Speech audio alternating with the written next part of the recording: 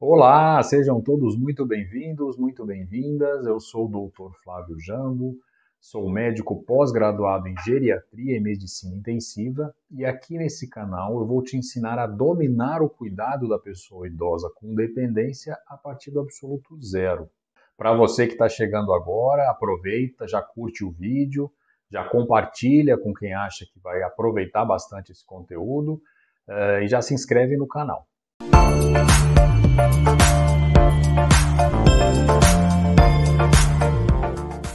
Na aula de hoje, nós vamos falar um tema bastante requisitado, eu vou ensinar bastante coisa, vou passar bastante dica a respeito dos principais transtornos do sono, que acometem principalmente os idosos.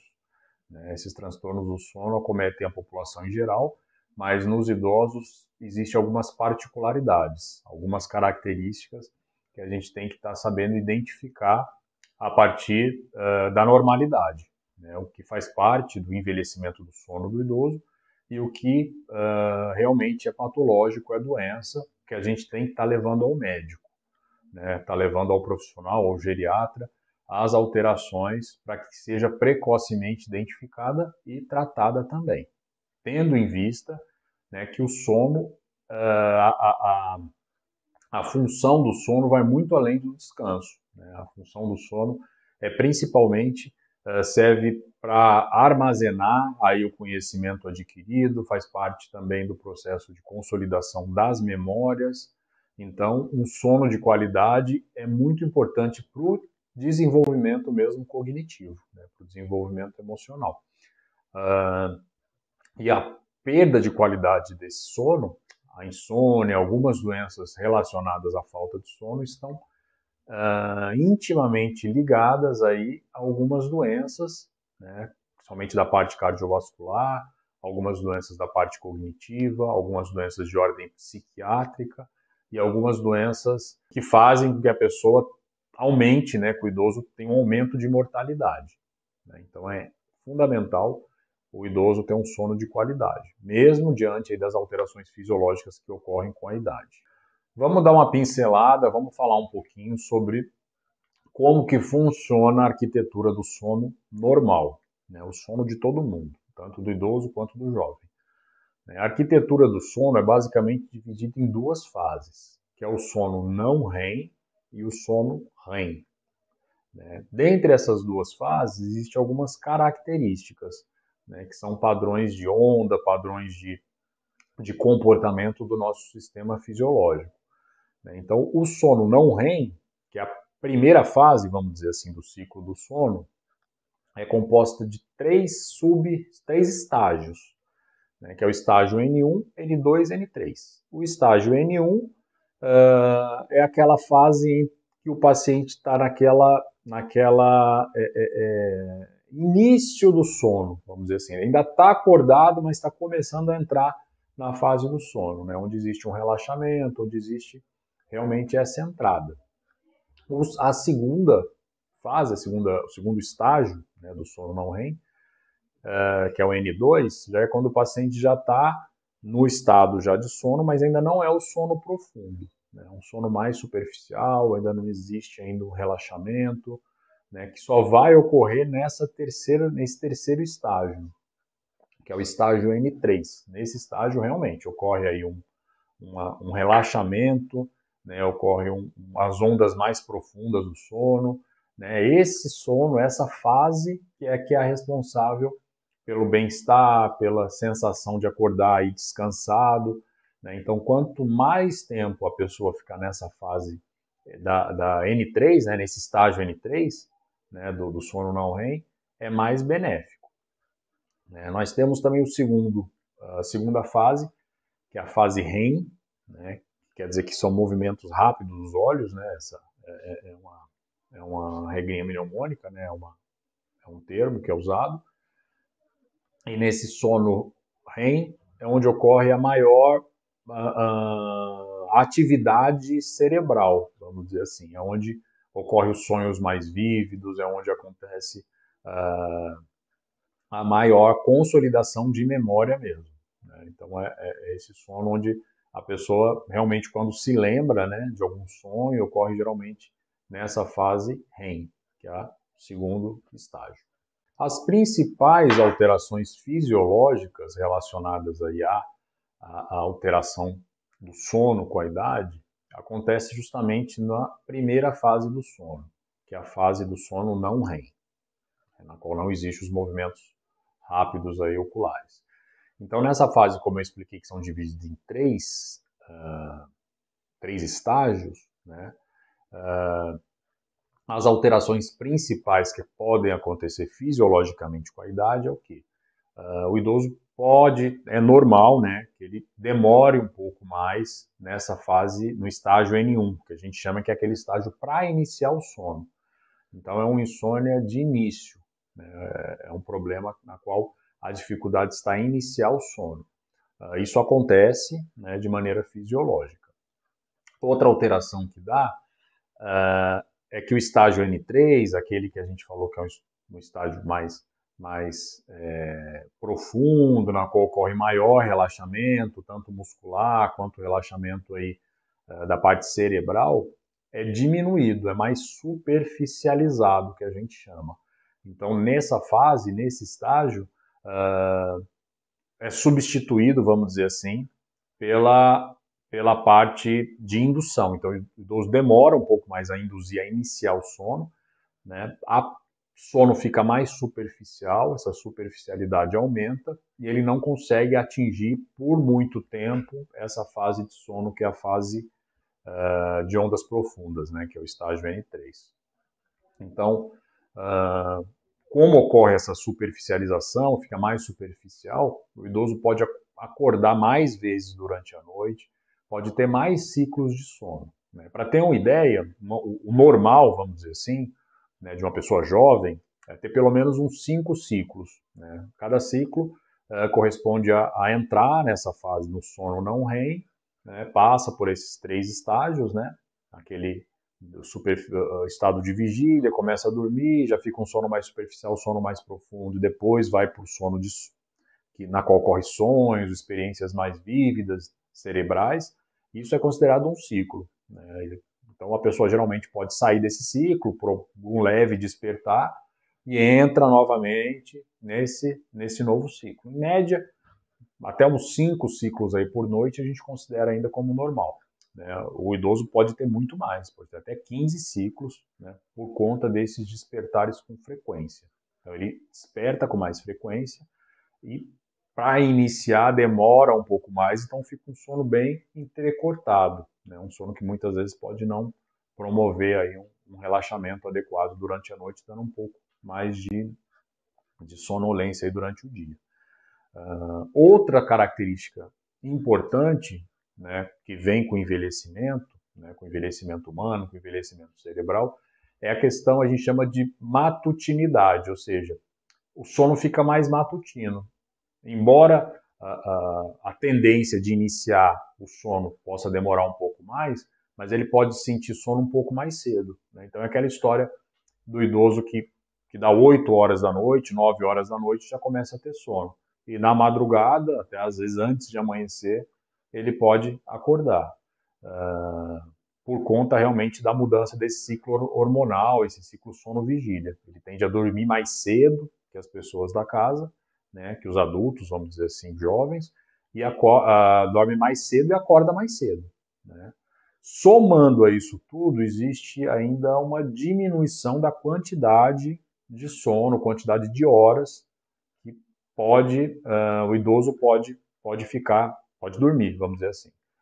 Enquanto a média aí das pessoas, embora não exista nenhum número certo, exato, isso vai depender de cada pessoa, geralmente no adulto jovem é de 7, 8, 9 horas até, em algumas pessoas, por noite, a pessoa já se sente bem, né? No idoso, geralmente cai um pouco esse nível total, né? Podendo chegar a 6, 7 horas por noite de sono. Então, isso, somado a essa matutinidade, que é o idoso ir para a cama mais cedo, né, faz com que muitas vezes o próprio idoso e as pessoas da casa tenham até erroneamente achando que ele não dorme bem, que o idoso acorda muito cedo e não dorme, tem uma quantidade de sono insuficiente.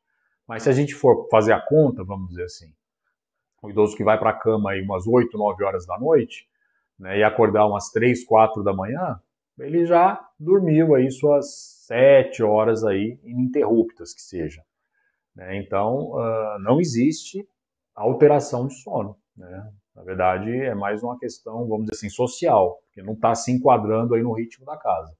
Então, muitas vezes, a queixa do acompanhante, do filho, né, da filha, às vezes reclama, fala, olha, o papai acorda 3 horas da manhã e não dorme mais, ele está com dificuldade para dormir, ele está com dificuldade com sono. E quando a gente pergunta, muitas vezes questiona o paciente, né, ele fala, não, eu não sinto sono, para mim isso é normal. Embora antes eu acordasse um pouco mais tarde, né, por volta de 6 horas, 7 horas, agora eu acordo mais cedo, mas tá ok, né? Não tô tendo nenhuma queixa. Então, né, a gente só costuma orientar. Outra situação que a gente vivencia também no consultório, né, com bastante frequência até, é a queixa do acompanhante, a queixa do cuidador, né, que geralmente relata, né, que o paciente também não dorme à noite. Ah, papai não dorme a noite inteira, mamãe não dorme, fica acordada a noite inteira. Então, ela está com déficit de sono. Então, na anamnese, a gente conversando, extraindo melhor uma história, né, a gente começa a perceber. Pergunta como é a rotina. Né? Seu fulano, como que é a rotina? Você acorda que horas? Ah, quando eu durmo, acordo 3, 4 horas da manhã. Tá. Aí o senhor faz o que? Ah, eu fico andando pela casa, vejo televisão, vou ler um livro, saio para caminhar, vou comprar pão, alguma história. E logo depois, para esperar o almoço, eu dou uma cochiladinha, né? Porque eu acordo muito cedo, dou uma cochiladinha aí das 10 da manhã até meio-dia. Né? Aí eu acordo, almoço, como direitinho. Depois do almoço, espero um pouquinho, deito um pouco, sento um pouco e dou mais uma cochiladinha aí até umas de 2 às 3 horas da tarde. 2, 3, 4 horas da tarde. Mais 2 horinhas. Tá, e à noite? Não, chega à noite, eu vou, vejo jornal, vejo novela, vejo televisão, que seja, um programa, um filme, e logo depois eu durmo, mas 2 horas depois eu já acordo já. Aí já não consigo mais dormir. Né? Então, se a gente fizermos uma conta rápida, né, vamos dizer assim, 2 horas de manhã, mais 2, 3 horas à tarde, né, já deu 5 horas de sono por dia. Mais 3 horas à noite, né, já deu 8 horas até. Então, né, na verdade, se for pensar bem, está até com muito sono. Né? Então a gente tem que orientar, né, que é uma das medidas aí para regularizar o sono, é evitar esses pequenos cochilos durante o dia. Né? Então tá mais acordado para que à noite possa ter um sono mais reconfortante. Em se tratando de doença, né, de distúrbio, né, quais são os principais distúrbios que podem acometer a população idosa, que muitas vezes é negligenciado até pela família, negligenciado até pela equipe de saúde.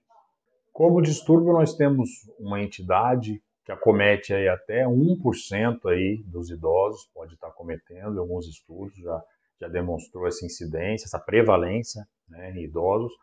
Chama-se distúrbio comportamental do sono REM. Ou seja, é um distúrbio que acomete basicamente na fase REM, que é aquela fase de sonhos mais vívidos, aquela fase onde existe uma atividade cerebral mais intensa, na qual ocorre a patologia, vamos dizer assim, a fisiopatologia, que é uma inibição desse neurônio motor. Ou seja, esse neurônio que deveria estar inibido, na verdade, ele não é inibido. Então, por exemplo, a pessoa está sonhando que está correndo, então ela vai mexer a perna como se estivesse correndo. Vai sonhar que está sonhando que está tendo uma briga, está dando um soco. É muito frequente até a pessoa machucar até o companheiro ou companheira, né, com esse distúrbio. Então ela realmente se mexe muito na cama, né, ela vivencia mesmo os sonhos da fase REM. Pode vocalizar, né, muitas vezes ela grita, ela conversa, né, então existe essa via, né, desse neurônio, dessa parte que deveria estar inibida não está. Então, ocorre como se a pessoa estivesse vivenciando de fato essa situação. Eu já tive até recente um paciente que tinha essa queixa, na verdade ele já veio até com esse diagnóstico. Outro colega já deu esse diagnóstico e ele veio já dizendo que tinha esse distúrbio e que já aconteceu de machucar até algumas vezes a esposa, né? Saiu machucada por chutes, por socos, então existe uma apreensão muito grande até, né? Ele toma algumas medicações, já vinha fazendo uso dessas medicações já, para minimizar ou diminuir aí esse distúrbio, né? Que pode levar em risco mesmo o companheiro, ou a companheira, no caso. O interessante dessa patologia, dessa entidade patológica, é que muitas vezes ela pode preceder alguns diagnósticos de alguns quadros degenerativos, como o Parkinson, por exemplo. A esclerose múltipla, Parkinson, algumas doenças degenerativas do sistema nervoso central, às vezes ela se abre com esse sintoma. Então, inicia-se com esse quadro, 2, 3, 4, até 5 anos depois, ele pode desenvolver essa doença. Temos um outro quadro que é bastante frequente, bastante prevalente nos idosos, que é a síndrome das pernas inquietas. Acomete também bastante em pacientes jovens, em pacientes acordados, não só está relacionado ao sono, mas também está relacionado ao sono. Né? É uma maneira incontrolável, uma vontade incontrolável de estar movimentando a perna. Né? Durante o dia, às vezes a pessoa mesmo sem sentir pode ter, e durante a noite pode continuar. Isso gera realmente alteração da qualidade do sono, isso gera dor, né? Principalmente dor em membro inferior, dor no tornozelo, dor na perna, né? Porque existe uma atividade muscular, uma movimentação intensa durante a noite, que é quando o paciente deveria estar dormindo. Então, esse distúrbio também compromete aí a qualidade do sono e a qualidade de vida do paciente. Nós temos também outro quadro bastante comum, bastante prevalente. Alguns estudos mostram que até 30% dos idosos podem ter algum grau dessa doença, que é fundamental que o cuidador, que o companheiro, que a pessoa que divida o domicílio, né, ou até a instituição, quando é uma instituição de longa permanência, possa estar observando, né, anotando e relatando isso aí para a equipe de saúde, né, para o médico que o acompanha, porque a prevalência é muito grande, o impacto na qualidade de vida é imenso, né, e muitas vezes ela é pouco valorizada, até culturalmente falando, né. É a síndrome da apneia ou hipopneia do sono. Essa síndrome da apneia do sono eu acho que todo mundo, muita gente já ouviu falar, né? Está muito relacionado com aquela parada de respiração durante a noite, ou seja, faz uma apneia com queda de saturação, queda de oxigenação do sangue, que contribui para aumento de mortalidade, contribui para piora de função cardíaca, né, para insuficiência cardíaca, promove aumento de pressão arterial, promove várias complicações e muitas vezes ela é subdiagnosticada ou até mesmo negligenciada, né? Muitas pessoas acham que roncar, por exemplo, é natural. Roncar não é natural. Ah, mas meu avô roncava, meu pai ronca e eu ronco. Então todo mundo tem um componente cultural que todo mundo acha que é normal, de família isso aí. Não. O que é o ronco? O ronco é uma vibração que é feita quando o ar passa na via aérea, uma via aérea que está semi-ocluída, vamos dizer assim. Então o ar passa fazendo uma resistência. E essa resistência não deve acontecer. Então o ronco é sempre, com ou sem apneia, o ronco é sempre uma questão que a gente tem que estar bem atento com relação a isso.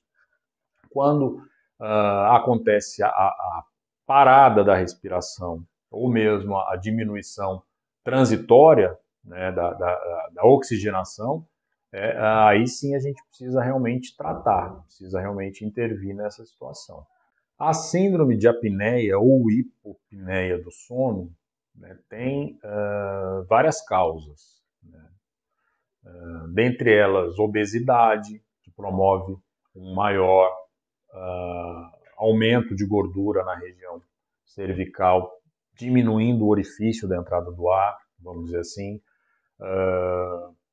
que está vinculado à obesidade. Com a idade, existe realmente uma diminuição da musculatura da faringe, então faz com que ocorra a queda da língua, que diminui também a queda do ar, aumentando o ronco e essa apneia.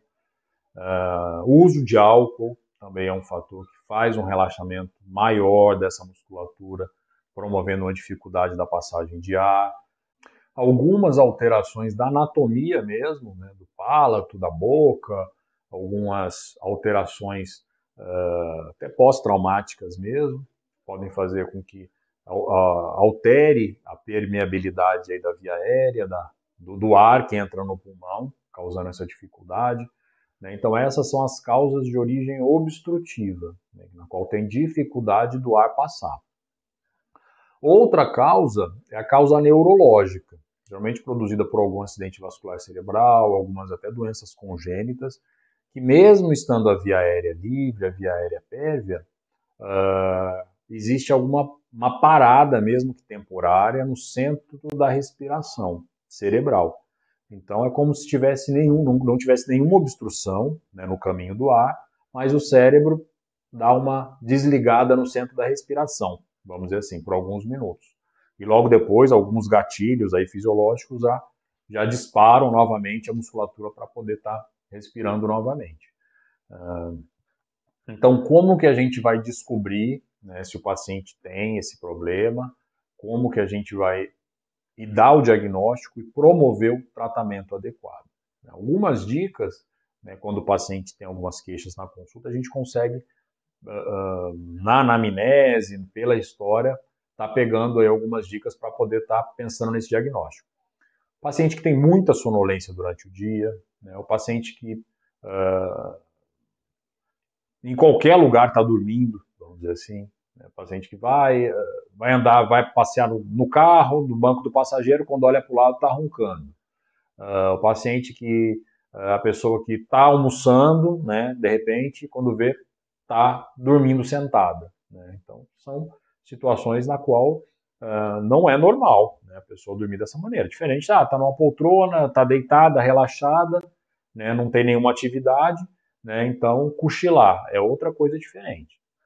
Então, o paciente que costuma ter esses sonos incontroláveis, o paciente que se queixa de muito cansaço, muita fadiga, o paciente que geralmente acorda com dor de cabeça, essa é uma dica bastante importante, né?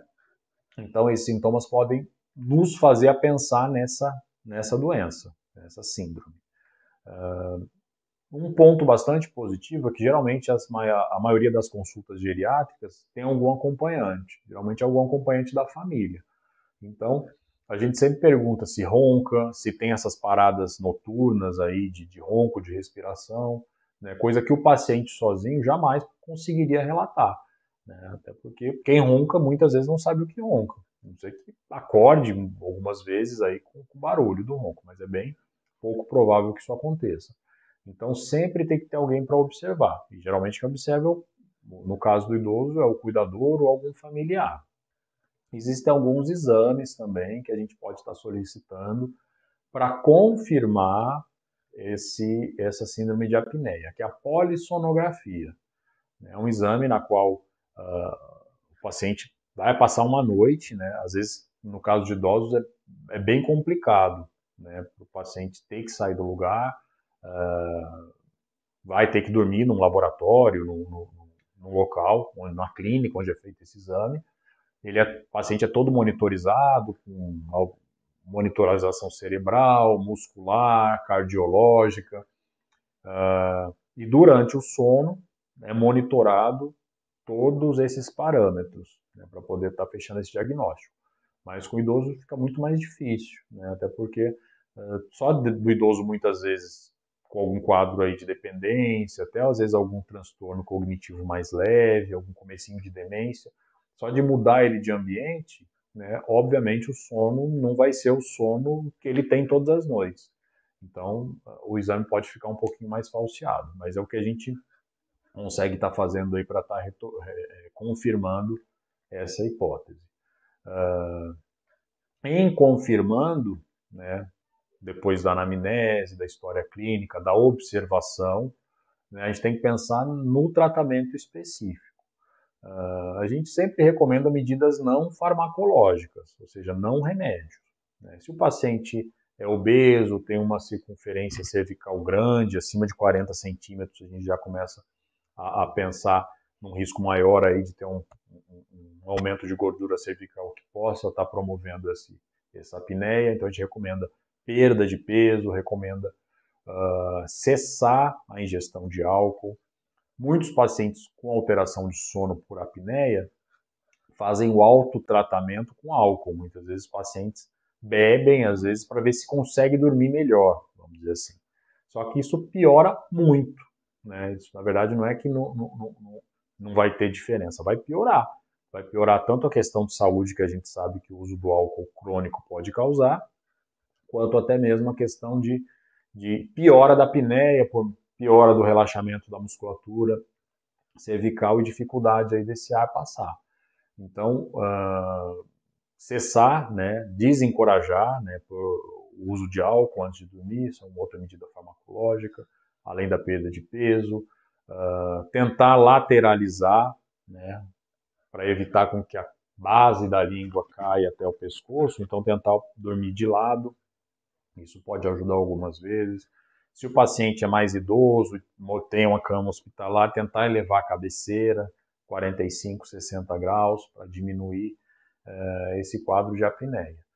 Em casos dessas medidas não resolverem, a gente lança mão de um aparelhozinho que chama CPAP.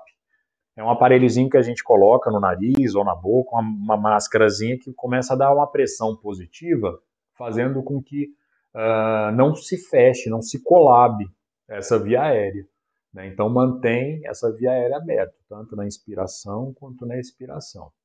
E assim, é impressionante, eu já vi alguns pacientes, né, que tinham síndrome de apneia moderada, severa, depois que utilizam esse CPAP, que começam a dormir melhor, a qualidade de vida é outra. Né? É outra com relação à sonolência, com relação a controles de pressão arterial, com relação a diminuição de risco cardiovascular.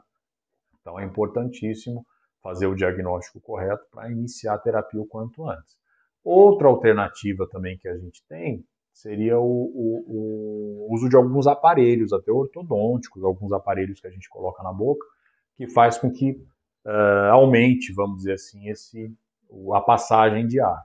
Né? Então, esses aparelhos fazem com que não caia a base da língua, fazem com que o queixo fique um pouco mais anteriorizado, diminuindo a chance desse colabamento. Mas não é todo paciente que tem sucesso, né, com esse tratamento, com esse aparelho. Idosos, às vezes, com problemas de dentição, para poder estar ancorando esse equipamento, fica muito mais complicado, muito mais difícil. Eu falei dos principais distúrbios, né, até agora, e agora a gente vai falar da insônia. Insônia também é considerado um distúrbio primário, vamos dizer assim, do sono. Né? Além dela ser um sintoma, ela também é uma doença, vamos dizer assim. Então, quando que a gente vai pensar, né, numa insônia no paciente que não dorme? Primeiro a gente tem que descartar, né, aquilo que eu falei anteriormente, do idoso que dorme durante o dia muitas horas, né, vários pequenos cochilos, e à noite não dorme adequadamente. Né? Então, primeiro descartando, definindo, vamos dizer assim, o que seria insônia. Então, insônia é a dificuldade para iniciar o sono, né? É a dificuldade de manter o sono, que é a insônia de manutenção, que a gente chama, né? É o despertar precoce, é o paciente que acorda muito antes, às vezes vai dormir, mesmo que durma cedo, né, consiga iniciar o sono, dá 1, 2 horas depois, acorda e não consegue dormir. Essas 2 horas que eu falei, por exemplo, são 2 horas do dia inteiro. Né? É o paciente que não consegue dormir nem durante o dia. Então, essa é caracterizada como insônia mesmo. A gente define insônia quando essa queixa demora mais de 3 meses e ocorre em mais de 3 noites por semana.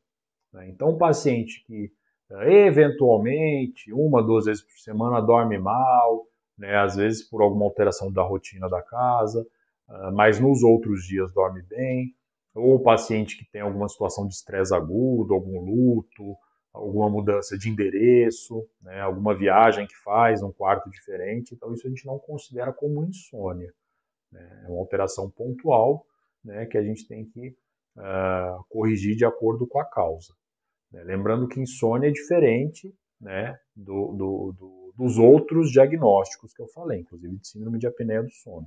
Antes de fechar esse diagnóstico de insônia no idoso, a gente tem que descartar e a gente tem que pensar e pesquisar, né, ativamente algumas situações que podem estar relacionadas, né? Por exemplo, o uso de medicamento. Tem alguns medicamentos que, se tomados à noite, podem realmente promover uma dificuldade, ou tanto do início do sono, quanto a manutenção, quanto o despertar precoce, né? E são medicamentos, não só medicamentos antipsicóticos, às vezes até medicação para pressão pode causar isso, né? Então, a gente orienta ou a tomar de manhã, se está tomando à noite, ou orienta a trocar por outro, né? Mas isso, obviamente, tem que ser com orientação médica, né? Algumas doenças também podem estar relacionadas à insônia, né? Às vezes hipertiroidismo, diabetes, algumas doenças que podem, por estar descompensada, promover essa dificuldade de início, manutenção e despertar precoce. A gente tem que saber também diferenciar o que é a insônia, que é essa dificuldade, com relação a algumas queixas, alguns sintomas que ele pode ter que atrapalham o sono, né? Por exemplo, às vezes o paciente que tem um problema na próstata, né, que tem que urinar muitas vezes, acorda muitas vezes à noite para urinar. Na verdade, ele não tem um problema de insônia, né? Ele tem um problema que faz com que ele acorde várias vezes para urinar e não deixa ele dormir. Então, a atuação tem que ser pensando justamente em tratar a próstata, não dar um remédio para que ele durma, né? Às vezes, é muito mais fácil pensar em dar um remédio para dormir do que tentar pesquisar alguma causa que possa estar acontecendo para fazer com que o paciente não durma. Outro exemplo, um paciente que tem uma insuficiência cardíaca. O paciente que tem uma insuficiência cardíaca em fases mais avançadas, ele simplesmente não consegue deitar, porque quando deita, acontece uma falta de ar muito grande. Então, é o paciente que, quando vai deitar, da meia hora, ele acorda por falta de ar, né? Então, qual é o tratamento? Tratar a causa de base. A gente tem que ajustar, otimizar, quando possível, as doses para que melhore essa capacidade cardiopulmonar, para que ele não tenha mais essa falta de ar, né? Então, essa questão da insônia, a gente tem que estar atento a pequenos detalhes, né? E cabe ao cuidador, né, que eu chamo do cuidador sentinela, é o cuidador que tem que estar sempre a postos ali, né, sempre vigilante para qualquer alteração, qualquer relação, né, entre início de uma medicação e início de insônia, né, para poder estar passando essas informações de uma maneira mais fidedigna, uma maneira mais ativa mesmo, para o médico, para a equipe de saúde que está cuidando desse paciente. Quais os principais tratamentos aí para insônia? Sinto informar, né, até tem algumas pessoas que prefeririam até que fosse com medicamento, mas não é tão simples, não é algum medicamento, um remédio específico que vai dar que o paciente vai dormir. Não. Né? Alguns estudos mostram até que terapia, né, cognitivo-comportamental aí, pode ter efeitos similares ao uso de alguns antipsicóticos, de alguns medicamentos indutores de sono, né? Então, não necessariamente, né, na verdade, a prática, né, e os estudos, né, mostram que o ideal são medidas não farmacológicas, né? São medidas que o cuidador, medidas que o familiar, medidas que o próprio paciente que tem insônia deve tentar seguir, né? Como, por exemplo, evitar estímulo luminoso, né, até 3 horas antes de ir para a cama, né? Principalmente celular, telas, né? Celular, televisão, né? Esse estímulo luminoso promove a inibição de alguns hormônios responsáveis pela indução do sono. Então, com essa inibição, pode ter uma dificuldade maior em se iniciar o sono.